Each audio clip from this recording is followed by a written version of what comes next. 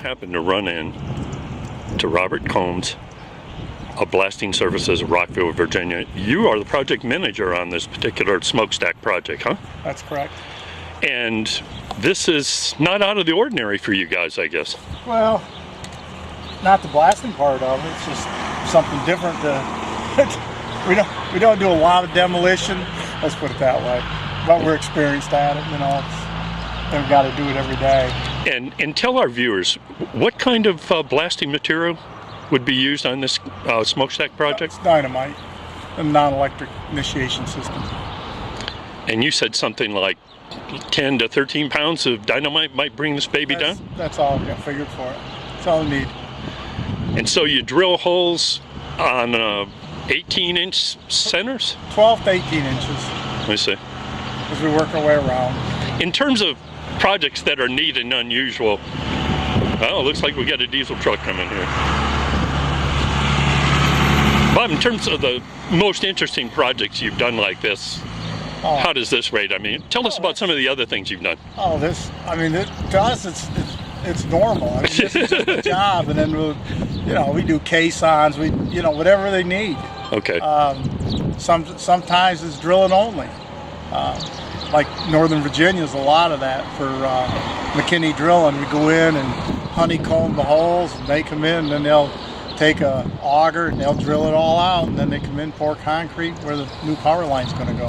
So you said this smokestack is 189 feet tall, about 50 feet around, and 24 inches thick? On the bottom. I don't know I think it probably gets thinner at the top. I'm not sure. We aren't concerned with the top. We just got to get the bottom broken. Well, I guess it's kind of a fun project. What do you tell people when they say, "Hey, Bob, what do you do for a living?" What do you say? I blow stuff up? Yeah. I've retired though. I'm still living. How about that? Oh, well, thanks very much for joining us. You're welcome. I've enjoyed it.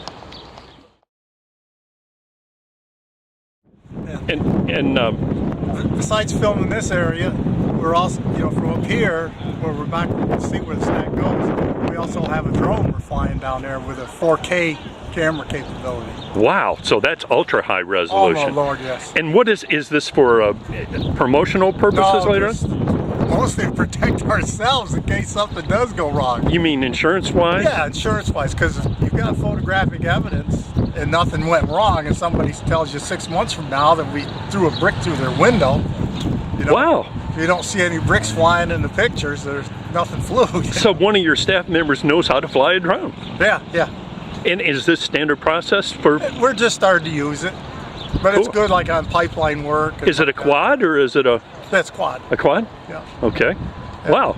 That's really interesting. Like I say, it's got 4K resolution. And it's one of these. If it gets up too close to something, it'll stop and back up and turn. I mean, it's pretty nice for what it is. Now, in terms of cost, a project like this would be in the $25,000 to $30,000 range, about something like that. Yeah, that or higher even. Even higher? Yeah. Okay. Yeah. And how?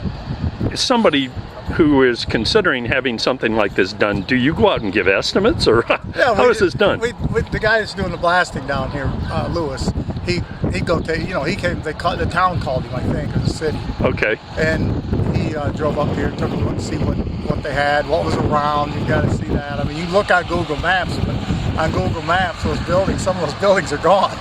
Okay. And so he come up and looked at it, and then I went on there and figured the distance from the base of the chimney to the railroad, they over to the river, if there are any houses back this way, how far away they were. So you're trying to assess a safety? Oh yeah, sure. Because something like this, we've got to go through our insurance carrier.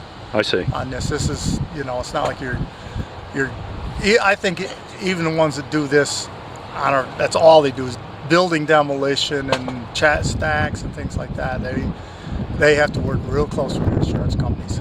And you said that when the blast goes off, the charges go off in 25 millisecond delay. Yep. Okay. And you said it's like chopping a tree down. You weaken one side, and there's a charge on the back side. Cut a wedge on one side, or loosen up on one side, and then your holes are all drilled around the outside. And you start right on the outside edge where you stop, come right on around, and the whole thing just going to fall right into the wedge you make.